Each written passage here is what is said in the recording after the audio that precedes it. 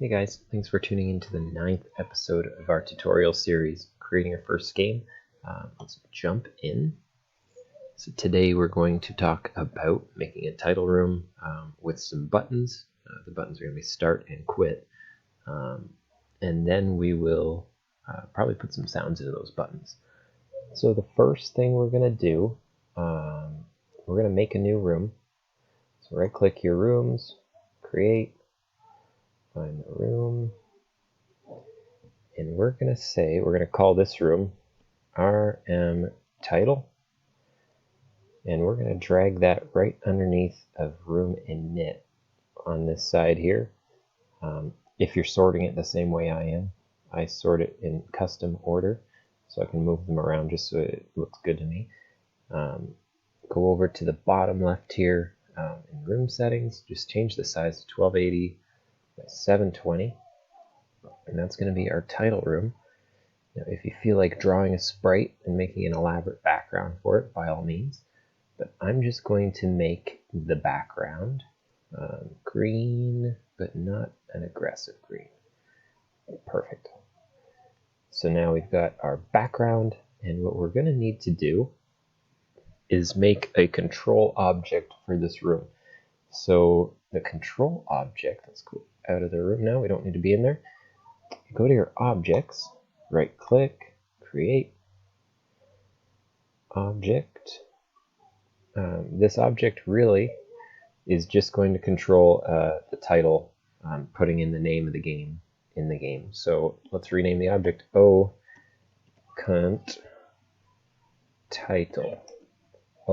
title. It's not visible, doesn't really matter. Solid, it's just one of those control objects. So go to your room, go to room title, and we're going to drag in on the instance layer that object we just made, control title. Put it right up in the corner there, or wherever. You can drop it right in the center of the room. I just like to put my controllers usually right up there, just so I know what I'm looking for. Now go exit out of that room. We don't need to be in there. Now we're in control title. We just want it to draw the text at the top, the name of our game. So add event, draw GUI, and I'm going to make the description say draw title, and we're just going to draw text transformed, and it will be at X 200, Y 150. The string is going to be our very first game. That's the title, so you can put whatever you want in there. And the X and Y scale is going to be 5. And then the last thing is the rotation. So we're going to put that at 0. Semicolon. Now that should draw our title, but what we're going to have to do is change our room order at the top of our asset browser. So in your asset browser, go up to your quick access, go to room order, and just drag room title right after room init. So one other thing we're going to do is make a script to put our initialization code that we have in room init, and we're gonna do that in a script, which is pretty simple. Just open up room init, go to your creation code at the very bottom left here, underneath room properties, creation code, and take all of this code here, just cut it, Control X. Now go to your script folder, right click, create a script. Now scripts are basically just containers for code. So we're going to call this function within a script, or sorry, a script is essentially a container for functions. So function scr init is what we're going to call this one, and just control paste that code in there. And so what we've done there, we can rename the script as well. If you'd like to go back to your asset browser, just call it game init. It doesn't really matter what you call it. Previously, in old versions of GameMaker, you would be referencing that name. But right now, we've just created that function. That function is going to be created very start of the game. So now we've got this scr init, and that is going to init the game. So now let's go back one more time, the last time, to room init, and just create room code. I'm just commenting that. Throw that in there. So it just says scr init room. It doesn't let me zoom in on my code editor within the creation code here. So hopefully you can see that. Let's see how much I can zoom. No, it doesn't let me zoom. So inside of our room init, one more time, room init, in the asset browser, go down to your creation code at the bottom left, and we're just calling that function script init. And now within our scripts, we've created a script called game init. It can be called whatever you want, but it's got a function in it right here, script init. So now instead of going to the creation code and doing whatever, we've got all of that right at our fingertips in our asset browser game init. So now we've started the game. One thing I want you to add to it though is set font, draw set font, FNT font. So we're going to set our font at the beginning of the game just so our title looks nice. Now that all of that's done, run the game, and we should have a room with a title in it. And then we're going to make a button.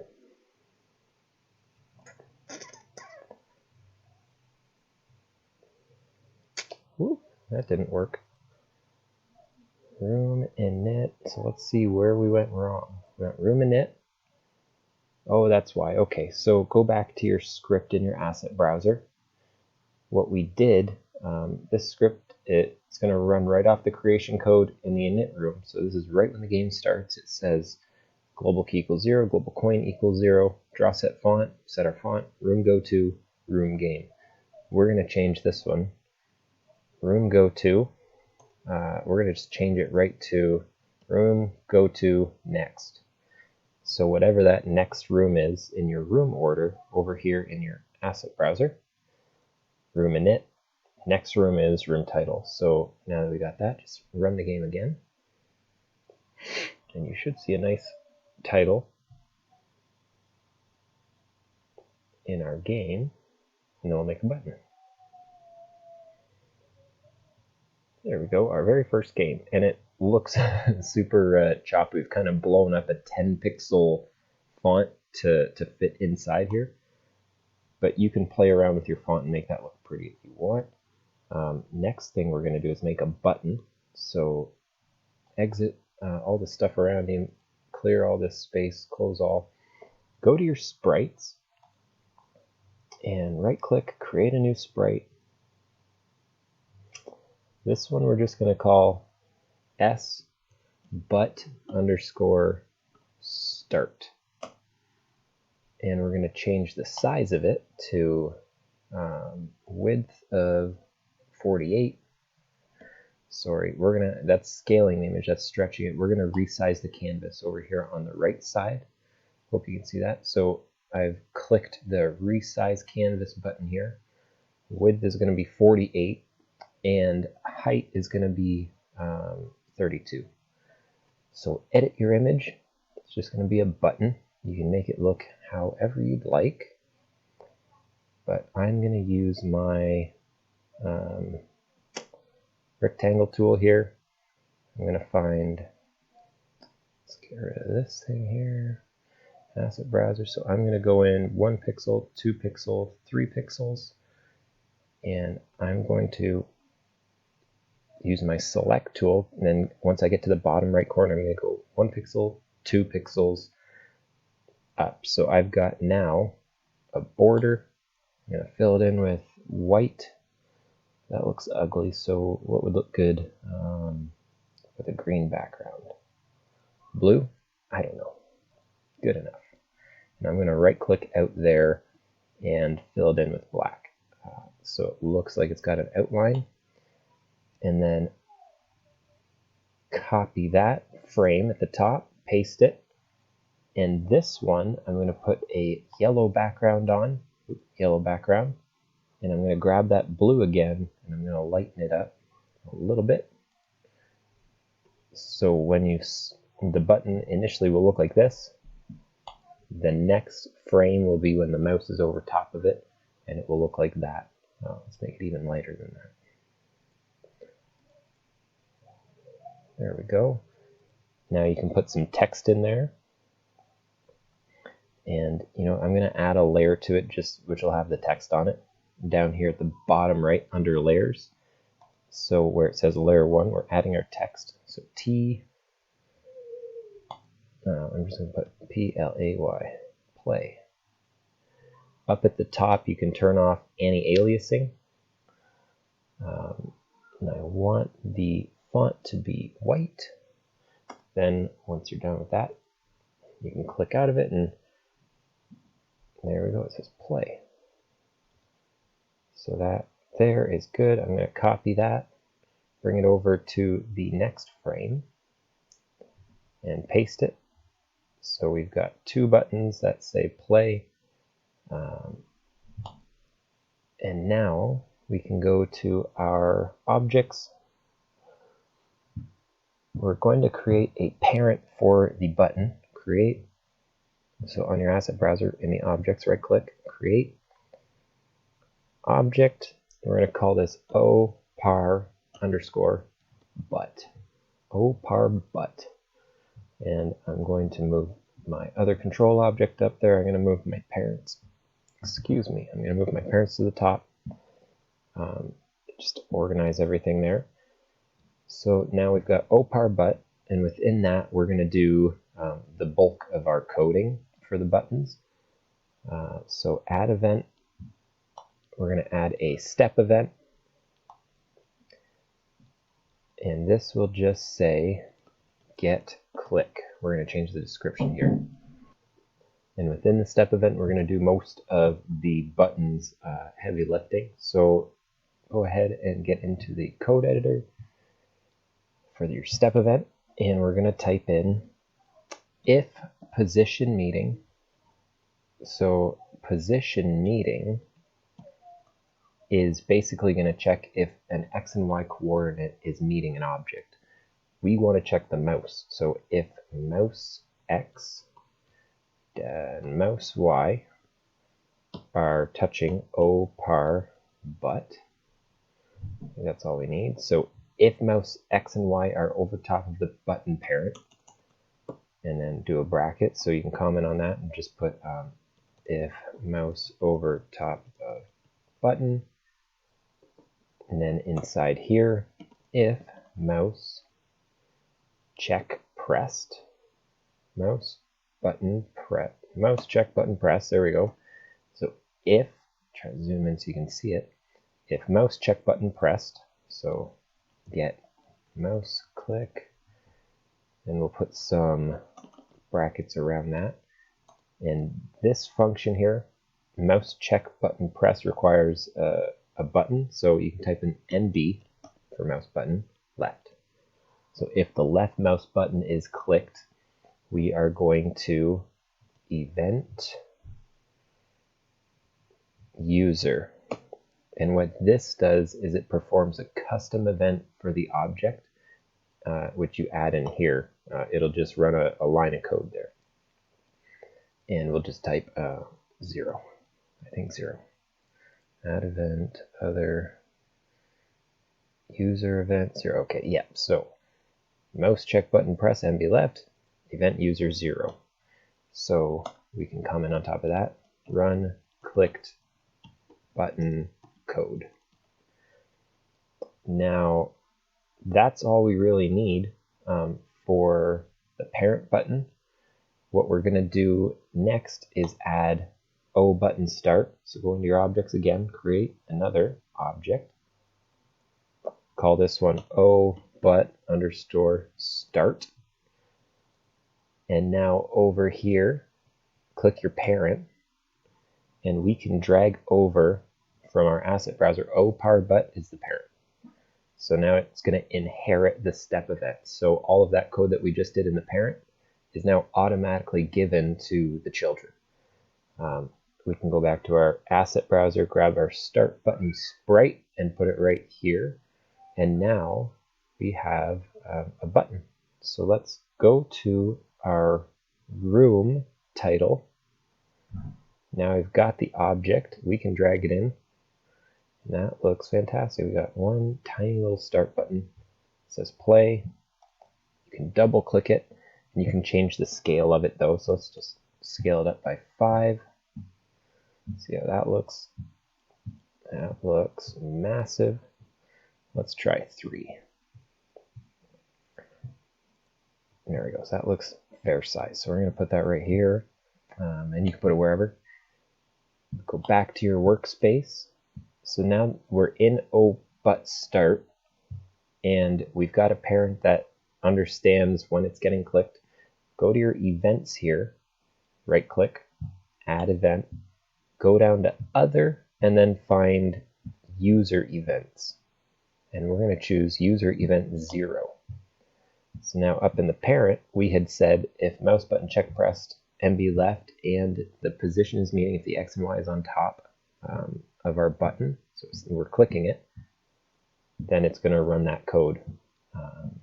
So in this code, for the start button, we're just going to go to the next room. So hopefully you remember the code for that room, go to next. And it will go to the next room, which is essentially our first level. One more thing we have to do inside of the OPAR-but, so we're in the button parent. Right above the mouse click code, type in if image index equals 0, image index equals 1.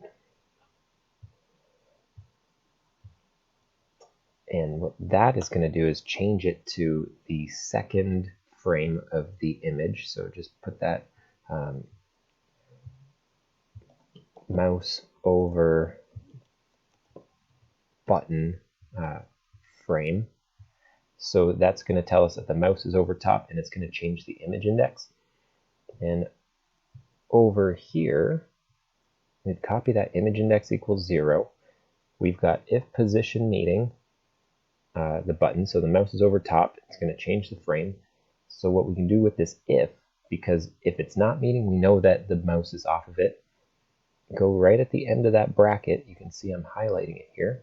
That bracket, when you highlight 1, it gives you the opposite one. So right down here you can see this is the one we want to put, else, so if the mouse is not, image index equals 0. So whenever the mouse isn't over top of the button, it will be the first frame. When it is, it's going to check and then change it to the first frame.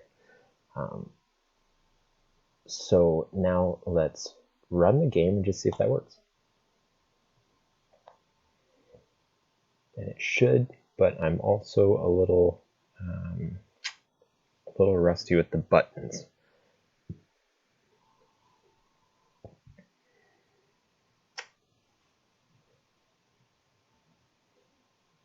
So now it is not registering our mouse over it. But start, which is a little strange. Okay, so I think I know what it is, and it's kind of silly. Ever since I've updated, the collision masks haven't been working properly. The collision mask of the object tends to be 1 pixel in the very top left of the image. So one thing I didn't do is if position meeting OPAR-but, that's going to work when there's 1 button because it's going to check the very first button that was created. If we're meeting it, it's going to work. We're going to change this to self. So we're checking our own self, which would be the start button. But when we have a quit button, we also want the quit button to be able to check itself too. So where it says if position meeting mouse X, mouse Y, change that to self. And then what we're going to do is go up into our but start, our button start sprite collision mask, change that to manual, or actually you can click full image, and that's going to work just fine. No, it's not. It's still not working fine. So I'm going to grab that, stretch it over to be the full image, and run it now and see what we've got. Nope, don't run it yet. Go back to opar but in your asset browser, make a create event. We don't want it to animate when we're not looking at it. So init image speed equals 0. The way we had it coded, I don't think it would have animated, but it's always just good bookkeeping. So run the game now. Let's see what happens. I kind of just threw you all over the place there. But I think this will work now. And again, sorry, I'm a little rusty with the buttons.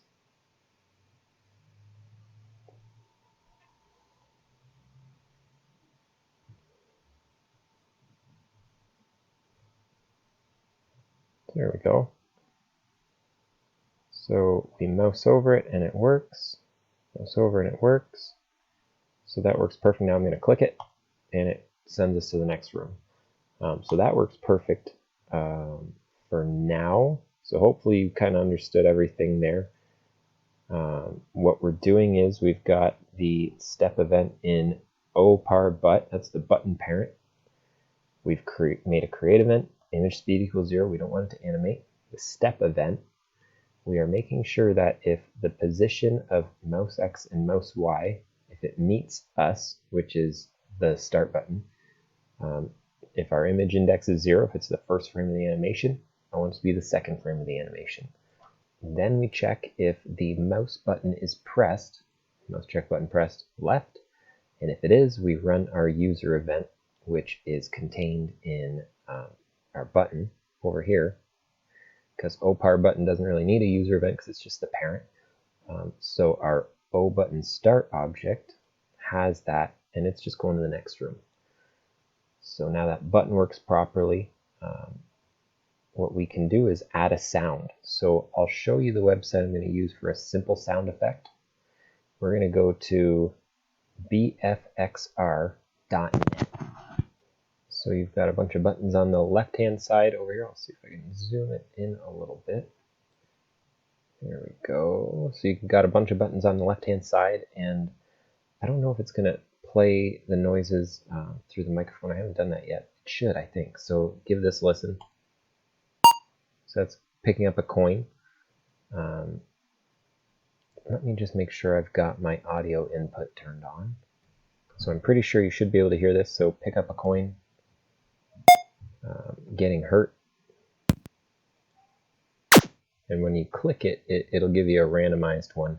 What we want is just a sound effect to be able to do our mouse over and our click on the buttons. So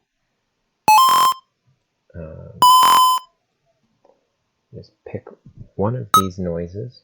That's a good one right there. And then you can go down to, on the right hand side where it says export wave, click that, and it'll let you save it to your desktop or wherever. Go to, I'm going to find my desktop, and I'm going to rename this button blip, SND button blip dot wave. Save it. Now I can go down to my desktop here, and I've got it right here on my desktop. So I'm going to just drag that into my my game here. It's going to ask me about it. Changes detected. So this has been kind of happening with the 2.3 update as well.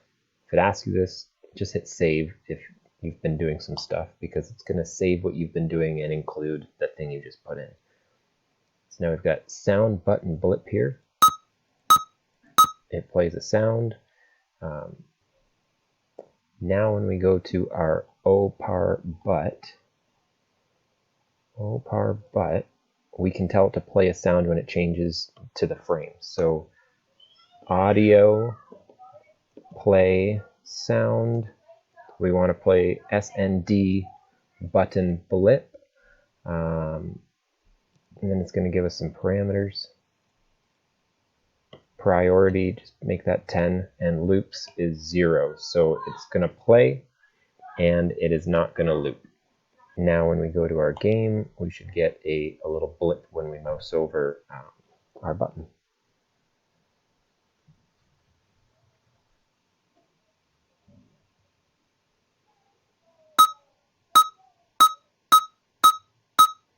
So that would be make it a button with a sound. Now when we click it, we could have another sound if we wanted to. I'm not going to do that right now. But let's make our quit button really quick. I'm going to fast forward this portion, and I'm just going to duplicate our button sprite, and we'll make a quit button.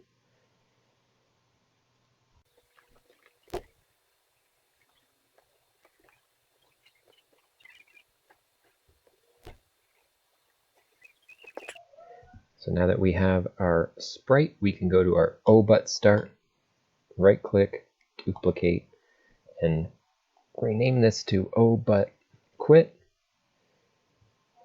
We're going to unclutter. We're going to go to our room title and drag in our quit button now. Drag in that quit button and just resize it. What we didn't do, let's go back to our workspace. We didn't put the right sprite on it. Make sure you drag in S but quit to your O but quit, and maybe we'll make them a little bigger. I'm gonna scale them up to 4 because that would be a little nicer looking. And in our quit button, we're just going to change our user event, O but quit event. Instead of room go to next, it's going to be game end, and that's it. Now when we run the game, we'll be able to either quit or start the game.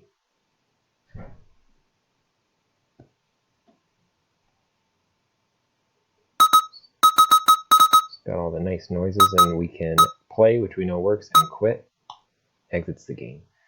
So that is that for today, and it was kind of a lot, and I hope it doesn't, I didn't look at the timer. It's probably right around 30 minutes again, so I apologize. Next time we'll be looking at making a credit screen, and then that's really about it. I mean, that's essentially a game, right? After that, though, I'm going to include a few episodes. I'll release these 10, and then I think after the fact, I'll slowly introduce a few where we just make it a little bit prettier. So next time we're gonna get a credit screen, and we're gonna finish the game. So thanks for watching. Leave a comment if you got a question, and you might, because a lot of confusing stuff happened. If you made it through, press the like button, and I will see you next time.